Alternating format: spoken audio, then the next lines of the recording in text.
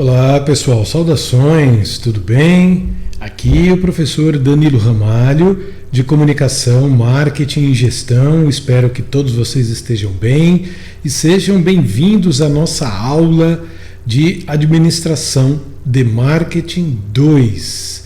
Uma aula com conteúdos totalmente ligados ao mundo dos negócios, isso mesmo, ao mundo do marketing, da gestão, da administração, das vendas, enfim. Se você faz parte, direta ou indiretamente, de um desses grupos que eu acabei de citar, ou de todos, quem sabe, de uma vez só, numa grande empresa, então esta é a sua aula. E a gente já vai começar. Eu vou só mudar aqui o tamanho da minha janelinha, me reposicionar para que vocês possam ver melhor o que nós estamos preparando aqui para vocês. Eu continuo aqui, estão me vendo aí no cantinho, no canto direito superior, para conduzir vocês aos nossos conteúdos de Administração de Marketing 2. Vamos lá.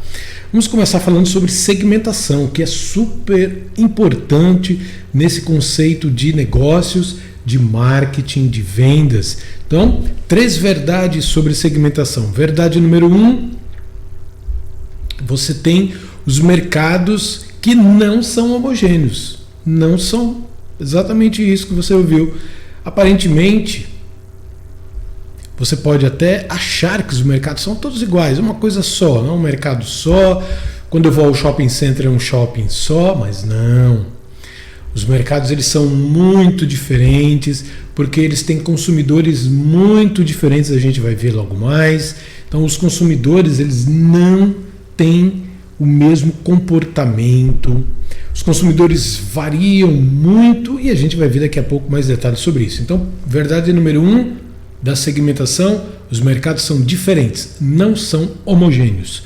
Verdade número 2, os consumidores diferem entre si em muitos aspectos, como eu acabei de falar. E verdade número 3, as empresas precisam identificar quem elas vão atender, mas atender com eficácia.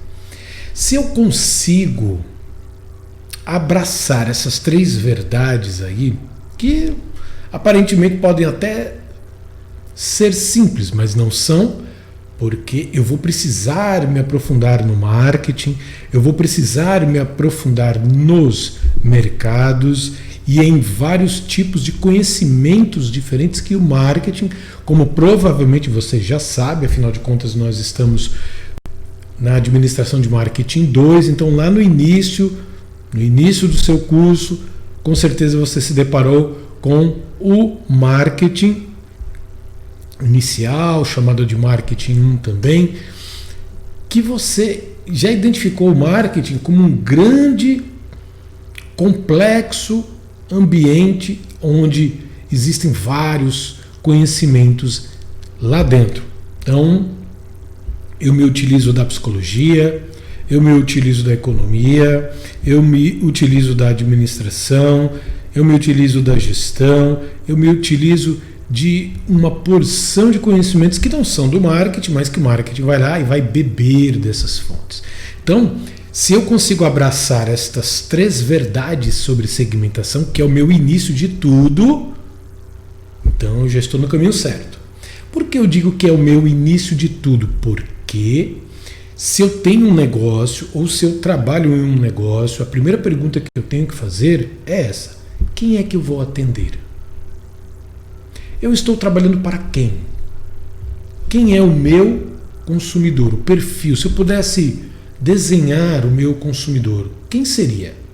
Um homem? Uma mulher? Os dois? Jovens? E as idades? E o padrão econômico? Viu aí? Quão complexo é o mundo da segmentação, do marketing e dos negócios principalmente, mas vamos avançando, vamos avante para conseguir destrinchar cada uma dessas verdades. Primeiro, a segmentação a gente divide em fatias. Eu posso dizer que a segmentação ela é geográfica. Ou eu posso dizer que ela é demográfica, ou psicográfica, ou comportamental, ou por sexo, ou por idade, ou por faixa salarial, ou por bairro. Percebe quantas divisões eu tenho? E isso já me lembra uma outra verdade sobre segmentação. O que é a segmentação? É uma divisão. Eu pego o meu mercado, que é um mercado gigante, muito provavelmente. Vamos imaginar o mercado de alimentos, de culinária, de restaurantes, de lanchonetes, de festas e buffets. O mercado de alimento é enorme, é gigante. Então eu não posso dizer assim, eu trabalho para o mercado de alimentos, porque é um mercado gigante. Muito provavelmente a minha empresa não vai dar conta de atender esse mercado tão diversificado, tão diferente entre si. Então eu preciso dizer assim, não. O meu segmento é o mercado de alimentos, festa. Festa para quem? Festa para gente rica, ou festa para classe C. Eu não consigo atender os dois ao mesmo tempo. Tanto as festas de gala, quanto as festas mais humildes de bairro. Ou eu foco em um, ou eu foco no outro. Eu não consigo focar nos dois, ou em 3 ou 4. Então, eu preciso fazer as divisões. É o primeiro passo que você, se você é um empreendedor, ou pretende ser, ou se você é um gestor da sua empresa, primeira pergunta que você tem que responder: eu vou atender quem? Isso é fundamental. Para quê? Para que o seu mercado, aliás, para que a sua empresa se mantenha de pé. E você saiba usar o marketing para aquele segmento. Que o marketing vai ser diferente se for para outro segmento. Ou você faz marketing para mulheres do mesmo jeito que você faz para os homens. Você faz marketing para a geração mais velha, os idosos, terceira idade, da mesma forma que você faz marketing para os adolescentes da geração Z. Não é possível. Por isso a segmentação. Por isso é importante a gente entender a segmentação. Então, eu já estou entendendo. A segmentação é a divisão do mercado. Eu não atendo o mercado inteiro, eu divido. Cada divisão dessa é uma segmentação. E essa divisão, para ajudar, pode ser geográfica, pode ser regional, de bairro, de cidade. A minha empresa atende determinado bairro. Eu tenho uma pequena marmitaria, por exemplo. Não é verdade, eu só estou dando exemplo. Eu tenho uma pequena marmitaria que atende o meu bairro e os outros vizinhos, mas não atende a cidade inteira. Então eu preciso conhecer muito bem o que? O meu bairro e os bairros vizinhos. O perfil das pessoas que moram no meu bairro e nos bairros vizinhos. Está vendo como ajuda a segmentação? Imagina se eu fosse ter a preocupação de fazer diversos pratos, diversas quentinhas, diversas receitas para a cidade inteira. É muita gente, não é não? Então eu segmento isso. É claro que eu posso ir crescendo para toda a cidade. Daqui a alguns anos eu posso dominar a cidade. Mas cada região vai ter seus pratos preferidos. Então, eu posso até ter uma central, mas aí eu já seria uma grande empresa. Eu já vou distribuir para a cidade inteira. Mas enquanto isso, eu preciso entender do meu espaço ou do meu quadrado, cada um no seu quadrado. Então eu posso segmentar pela demografia, pela idade do meu cliente, o tipo de família para quem eu trabalho, para quem eu atendo, qual é a geração X, Y, Z, Baby Boomer. Já estudaram isso, né? Se não, pesquise. As gerações Baby Boomer dos mais velhos, X dos maduros, Y dos jovens, Z dos adolescentes, Alfa dos menorzinhos e aí vai, não é? Por sexo, como eu falei, você atende homens e mulheres da mesma forma? Não pode. São necessidades diferentes. Em alguns momentos, é claro, que você pode ter produtos e serviços no famoso termo unissex. Mas quando você vai se especializando em um determinado segmento, aí não tem como você fazer a mesma coisa para o homem e para a mulher. Vide os salões de beleza das mulheres e hoje as barbearias, não é? Então, são dois universos diferentes. Antes, o universo das barbearias, praticamente eram pouquíssimas barbearias, aquelas bem tradicionais. Hoje, nas barbearias, deve ter uma, duas ou várias, como no meu bairro. Existem várias. Devem ter várias aí no teu bairro também. As barbearias super descoladas, bem montadas, bem decoradas com o quê? Com decoração masculina. Você vai no salão de beleza, a decoração é feminina. Então, tá vendo aí?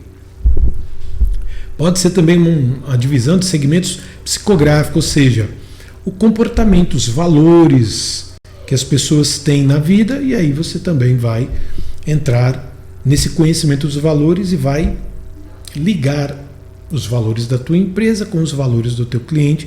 Comportamental, como eu também citei, o comportamento de compras das pessoas. Por exemplo, existem pessoas que continuam preferindo a compra em um local físico, vai até a loja, mas isso está cada vez mudando com mais velocidade pela compra, a troca pela compra online.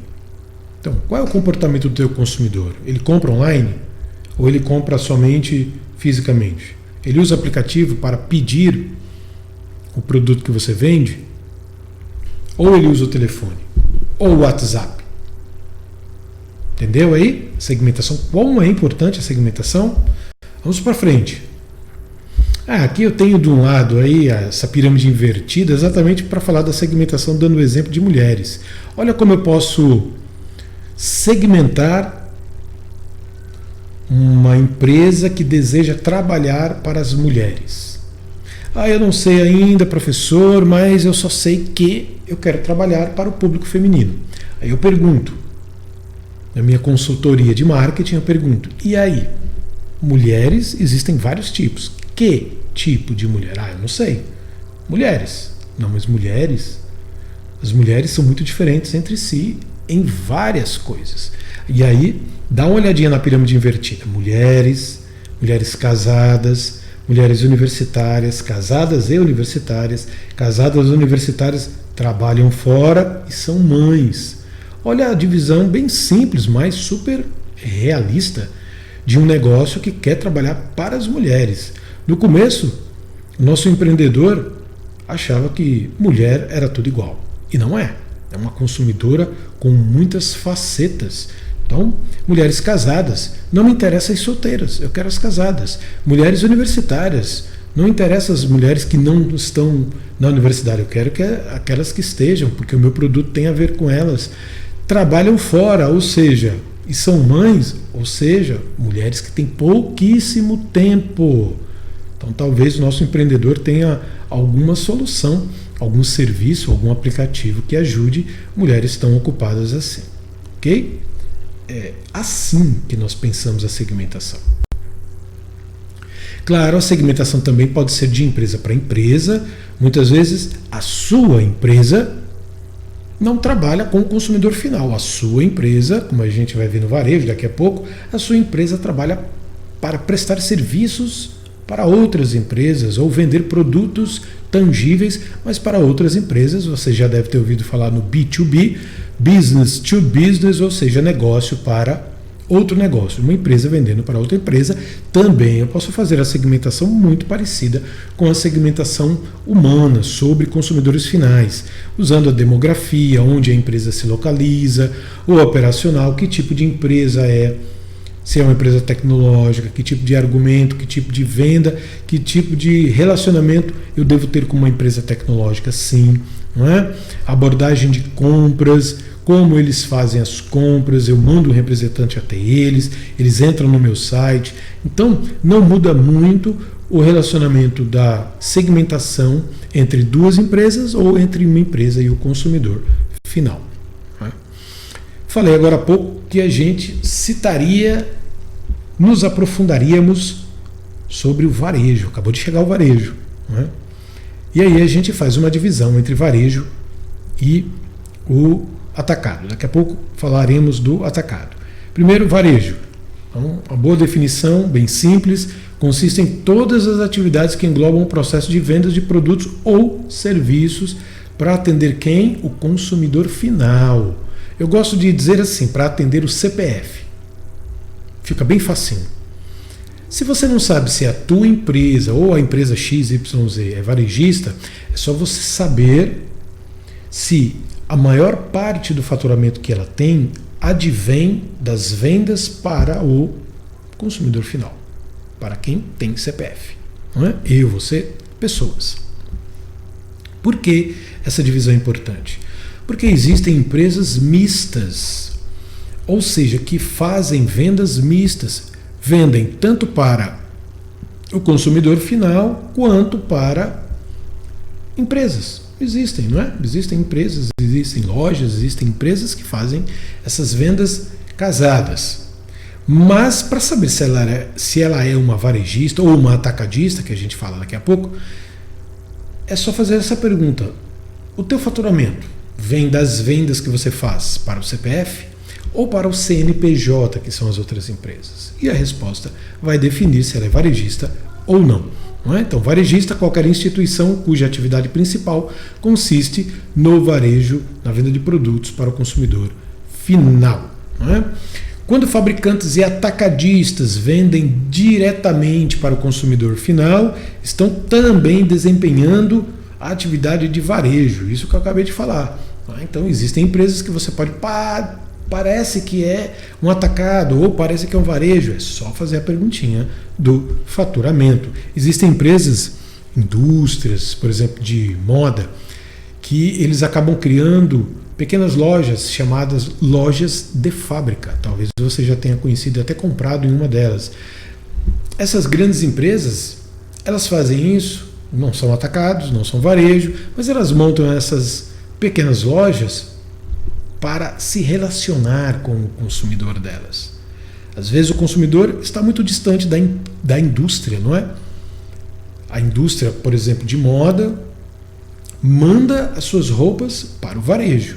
E a indústria fica distante do consumidor. Então, às vezes, é uma boa estratégia de marketing criar uma loja de fábrica. Os produtos são vendidos também nessa loja de fábrica, geralmente a preços de custo, preços muito baixos, e assim as pessoas acabam tendo contato direto. É uma forma da marca ter um contato direto com o seu consumidor final. Só uma curiosidade. E aí o atacadista. O atacadista, né, o atacado, consiste em vender para clientes institucionais, ou seja, empresas, ou seja, CNPJ, não é? Que compram produtos. Esses clientes compram produtos para elas próprias, geralmente para usar no seu ambiente profissional, por exemplo, um escritório que compra muito papel, tal. Mas também muitas empresas, dependendo do ramo da empresa, ela compra aqueles produtos para utilizar na prestação de serviço para o consumidor final, ou até compra para revender para o consumidor final. Então vamos imaginar os grandes armazéns que vendem produtos alimentícios para pequenos mercados, ou mercados mesmo de empreendimentos de garagem, né? Pequenos ambientes que compram em quantidades razoáveis para revender depois para o consumidor final. Esses são os atacados, né? Então, vamos rever. O varejo vende para o CPF, o atacado para o CNPJ. Mas existe hoje uma figura híbrida, que é o atacarejo, essa mistura na própria palavra, o próprio nome, atacado com varejo, deu atacarejo. Provavelmente devem existir atacarejos aí na sua cidade, na sua região. Se você é atento para isso, então provavelmente deve existir, como existe aqui na minha região, o açaí, que faz parte do grupo Pão de Açúcar, o Atacadão, que faz parte do grupo Carrefour. Então, são figuras representativas do atacarejo, que, aliás, destes segmentos de supermercados, é dos que mais crescem nestes últimos anos. Mais do que os hipermercados, aqueles mercados enormes, como o já citado Carrefour ou Extra, e os mercadinhos de bairro. O atacarejo vem crescendo mais do que todos eles. Ok? Por quê? O que você acha? Porque o consumidor foi mudando o seu comportamento. O consumidor começou a fazer compras para, por exemplo, o mês todo, começou a buscar mais preço, e o atacado começou a perceber por que não oferecer também duas formas de preço para aqueles que querem comprar dele, do atacado. Então, se você for no atacarejo alguma vez, você vai perceber, existem dois preços, aquele de quantidade, o CNPJ, e o de pequena quantidade, o CPF. E aí foi uma grande sacada dessas empresas se transformarem em uma mistura de atacado com varejo, o atacarejo. Né? Ele tem cara de atacado, corredores bem largos, as estantes onde ficam as mercadorias são enormes, como um grande depósito. Não mudou a cara de atacado, é um grande depósito. Mas o fluxo de clientes é muito diferente agora. Você encontra talvez mais clientes CPFs do que CNPJs. E qual é o papel do varejo hoje? A gente precisa refletir. Varejo provavelmente é dos segmentos da economia, que faz parte da maior parcela da economia. O varejo hoje, ele está completamente diante de um dilema. Ele tem que mudar, porque o comportamento do consumidor muda, a tecnologia muda, e tudo isso vai influenciando as empresas de varejo. Então ela tem que repensar o seu papel. O varejo tem que repensar o seu papel de empresa, seus custos, seus investimentos, forma de relacionamento com o cliente, a forma de vender. Muitas empresas nem existem fisicamente e são gigantescas, como a Amazon, por exemplo, como a Netflix, que é uma prestadora de streaming, serviços, ou a própria Amazon Prime, concorrente. Então você vê a possibilidade hoje de empresas surgirem e nem precisam ter lojas físicas. Se você trabalha no varejo, se prepare. As mudanças que com certeza você já está sentindo, elas não vão parar aí. Elas vão continuar avançando cada vez mais. Vamos lá falar de varejo, não é? Os varejistas, classificação. Aqueles de propriedade, que são aqueles mais comuns que nós encontramos, não é? De lojas, redes, franquias, aquelas instituições, ou seja, negócios de alimentos, negócios não alimentícios, negócios de serviços, e as sem loja. Sim, existe o varejo sem loja, aquelas vendas que acontecem, como eu acabei de citar, sem precisar de uma loja física. Os serviços, né, os níveis de serviços que são disponibilizados dentro de um varejo. Pode ser o autosserviço, aquele onde o cliente entra, faz a sua coleta de produtos, leva para o caixa, paga sem precisar de ajuda de um intermediário. Como o C&A, por exemplo, Riachuelo, Renner, lojas assim. Seleção, o cliente pode pedir ajuda aos atendentes. Mesma situação. Essas lojas de varejo, Renner, Riachuelo, se você prestar atenção, no ambiente da loja existem aqueles que estão me fugiu a palavra aqui, fazendo a reposição. Isso. Fazendo a reposição, repondo as peças de roupas, e você pode abordá-los pedindo uma ajuda, uma dica, ou se existe uma peça maior ou menor e tal. Seleção. Não é? Então, uma mistura de lojas de autosserviço com a possibilidade de você selecionar alguém para lhe ajudar. E tem aquela que é o serviço completo, que você não tem acesso ao produto ou ao serviço se não for pelas mãos de um vendedor ou de um consultor. Não é? Muitas vezes as empresas estão mudando a nomenclatura de vendedor para consultor, exatamente porque elas querem mirar, não naquele que tira o pedido, naquela figura clássica do vendedor que só está ali para tirar o pedido, não é? Emitir a nota fiscal. Mas ela quer criar um relacionamento daí consultor e não vendedor. E algumas especialidades do mundo do varejo, não é? As especialidades literalmente, não é? Literalmente, ou seja, aquelas lojas especializadas em determinados produtos ou serviços, é uma coisa mais restrita. Uma loja de instrumentos musicais, por exemplo, não vai vender geladeira, vai vender só instrumentos musicais, especialidades. Restrição dos produtos. De departamentos, uma variada linha de produtos, como o já citado Carrefour, por exemplo, supermercado, um alto volume de mercadorias e de venda com baixa margem de lucro. Você pode citar aí qualquer mercado da sua região, do teu bairro. Lojas de conveniência, como aquelas lojas que a gente conhece dos postos de combustíveis, não é? E conveniência exatamente para isso, para chamar a loja, que está constantemente aberta. Existem lojas que ficam abertas 24 horas, como as lojas dos aeroportos, por exemplo. Não é?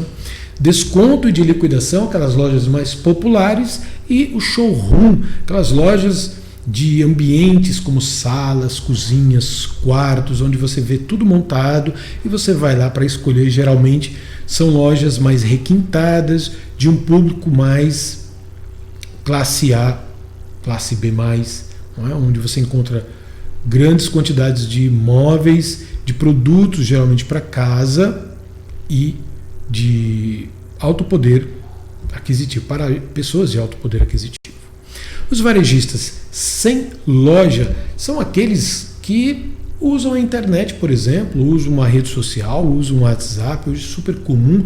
A gigante Amazon é uma loja, é um varejista sem loja. Que muito interessante isso, não é? Continua ainda o tipo de varejista sem loja. Aquelas vendedoras, as clássicas vendedoras da Avon, Tupperware e outras marcas que se utilizam desse tipo de marketing aí, de venda olho no olho, que a gente chama também, não é? Venda direta ou porta a porta. São mercados gigantes no mundo todo, não é? Esse tipo de varejo sem loja.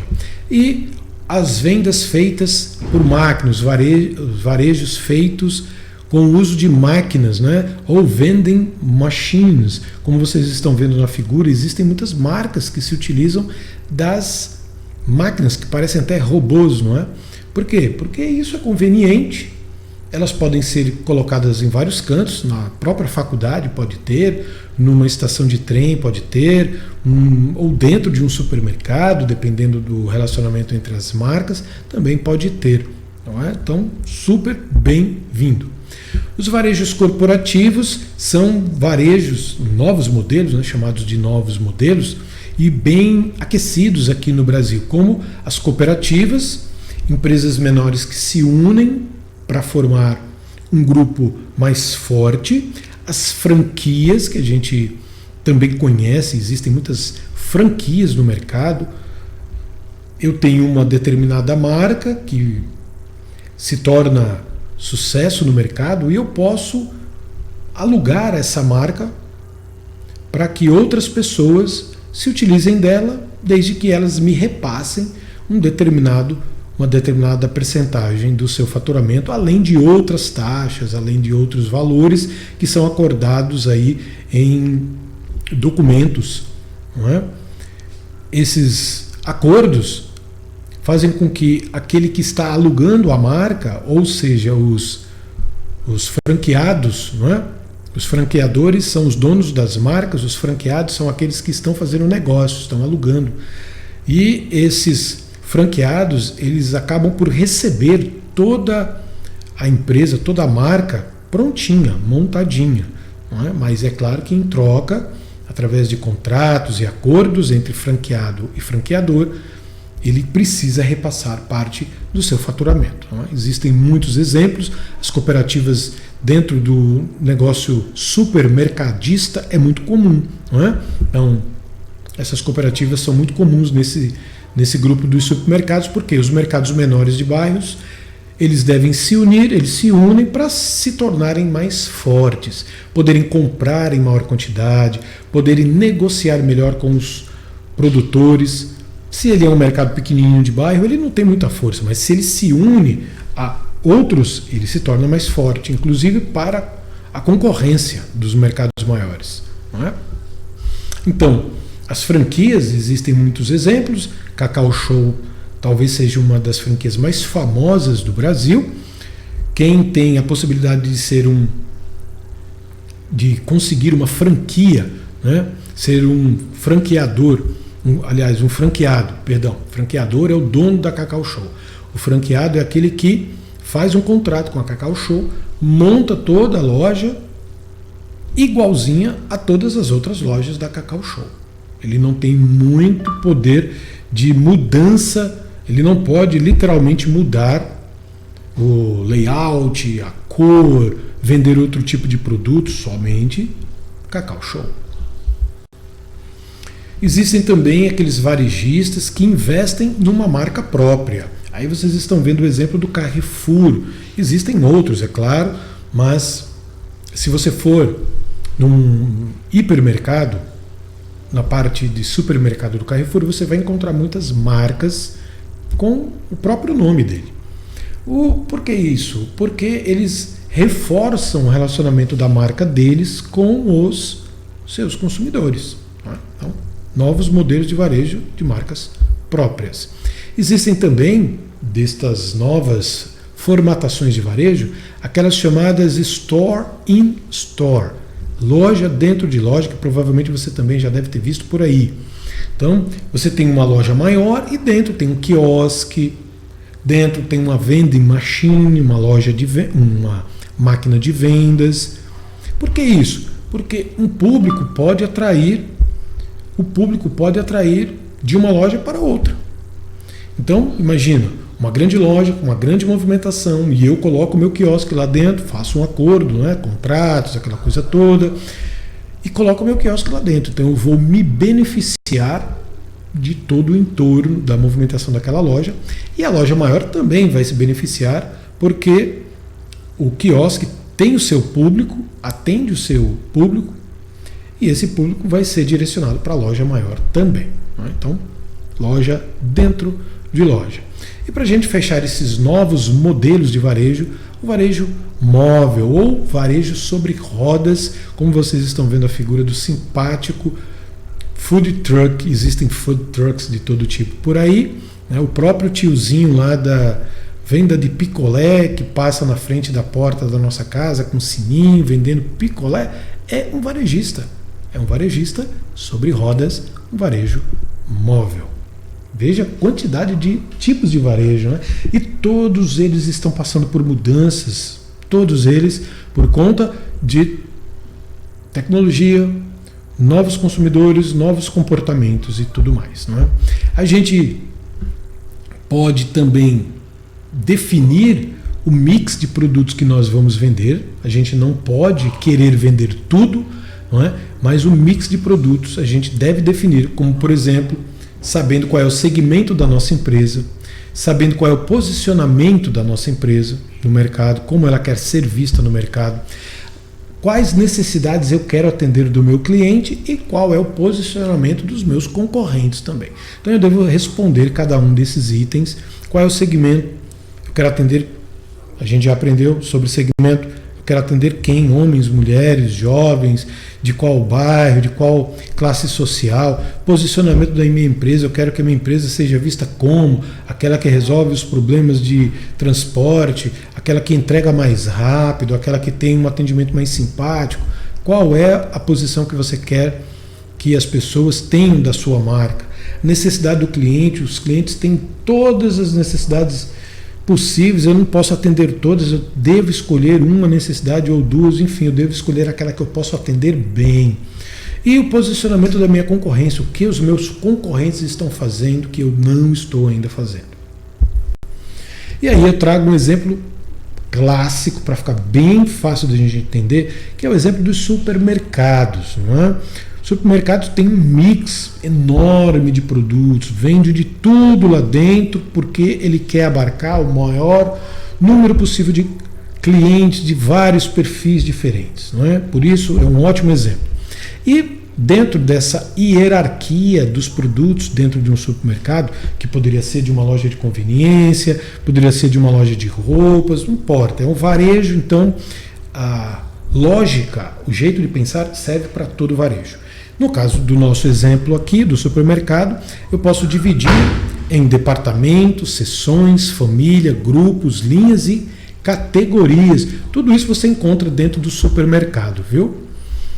Produtos agrupados com semelhanças muito específicas, ou seja, eu começo a juntar produtos para não ficar tudo espalhado dentro de um grande supermercado ou de um pequeno, não importa, não é?